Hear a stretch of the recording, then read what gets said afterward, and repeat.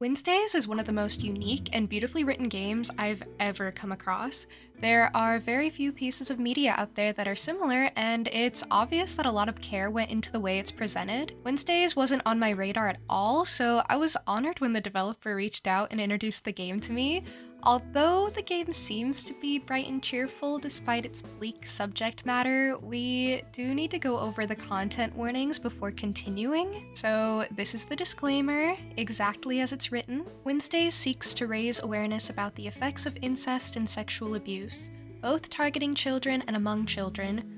More especially, it considers the voices of victims and the taboos oftentimes surrounding these topics within the family setting. Within the creative and expressive freedom of its authors, Wednesdays is based on real-life events from multiple sources, but it does not claim to reflect the variousness of victims and experiences. The game does not include any graphic representation of non-consensual sexual activity. Nevertheless, some scenes depict content which some players may find offensive or uncomfortable. Implicit mentions of masturbation and oral sex between teenagers of the same age. Implicit mentions in dialogue about sexual violence, incest, and child molestation. Dialogues explicitly about sexual relationships. These scenes are meant for an informed audience aged 16 years and older. Content warnings are available for each individual scene and accessible within the game. Every scene may be skipped at any time from the pause menu. So yeah, this is a lot different from what I normally do, and I totally understand if you have to skip this video entirely. Please be safe and do what you need to do to protect your peace of mind. Wednesdays isn't just about intrafamilial sexual abuse, although those pieces are scattered throughout this mosaic of a story. It chooses to focus on what happens after, on healing even if you may not be the same as you once were and finding it in yourself to live with hope again. Tim's family acts as a strong support system for him. They believe him when he's ready to tell the truth, and he's given space to heal in his own time. So when you open the game for the first time, you were greeted with an extensive content warning. You know, that thing I read to you earlier? The player's comfort is taken into account at all times because even after you hit the checkmark to continue, even when you are reasonably certain that you will be able to handle the content that is listed, there are always a few failsafes available in case you change your mind. Mr. Orca, that's not his name, that's just what I like to call him, is also there at the start. He recognizes Tim, yet still takes the time to reintroduce him to the pastel theme park that we need to get up and running. This is where the game's format really works in its favor. The story is told through Tim's scattered memories, represented by theme park rides and attractions. Some memories are more upsetting than others, while some are relatively safe to experience at any time. You are able to choose which memory you experience when out of your available options, and each one is labeled with its own content warning. I've played games where there are extensive content warnings that you can view at any time, but I've never played a game that is so thorough, and with subject matter like sexual abuse and incest, I find that it is incredibly important to be clear at all times. So yes, the theme park gameplay may seem like it doesn't fit in with the rest of the game, but let me tell you, after an emotionally charged scene, I am so grateful to meet back up with Mr. Orca and have him tell me how much money my parks made in the time I was away. It feels grounding. Like, as long as you're in the theme park, everything will be fine. You can take your time to decorate the park and collect seashells and interact with the visitors, so there's no pressure to jump back into the story until you're ready.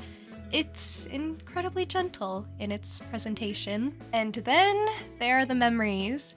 They're beautiful and sad and authentic and tragic.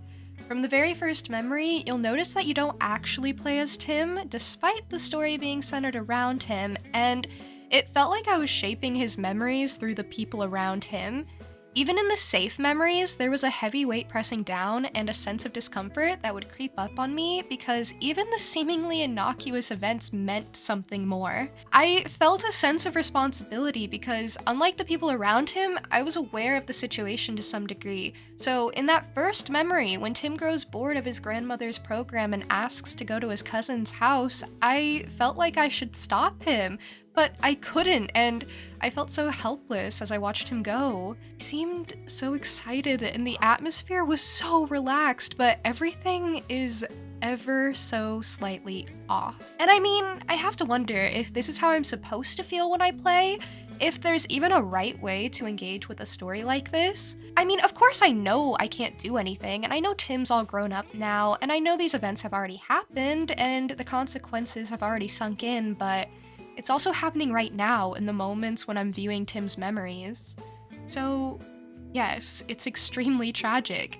It's brilliant, actually, because I can't make Tim's choices for him, and I can't control how he feels, and I'm not even really controlling the people whose choices I can make for them. I have only as much power as they did back then, but still, everything feels so consequential. Like, if I could have just kept him from leaving, or if I'd hugged him at the right time, or reassured him when he needed it, then I don't know. It's not me who makes these choices anyway, it's his friends and family who had no way of knowing what was going on and who could never have been expected to. Okay, I want to talk about one specific moment that really stood out to me. The phone call with his cousin Angelo. This is when Tim finally tells the truth, and the first one who gets to hear what he has to say is his cousin, who he hasn't spoken to in years. And you don't actually get to see either of them. Instead, you see a satellite and all the space between them. You quickly understand why Tim chose Angelo to talk to, because it was Angelo's brother who was abusing Tim. And Angelo has some questions, like if he's ready to tell him what happened, how many times it happened, how he's doing, and this is when those on Earth with similar but different experiences chime in to answer as well. I found it so poignant because even though this game is about Tim and what he's going through, there's still space being held for everyone. There's no right way to experience trauma, and again, this game was written with such care and nuance. If you're interested in Wednesdays, I do think it's worth experiencing for yourself.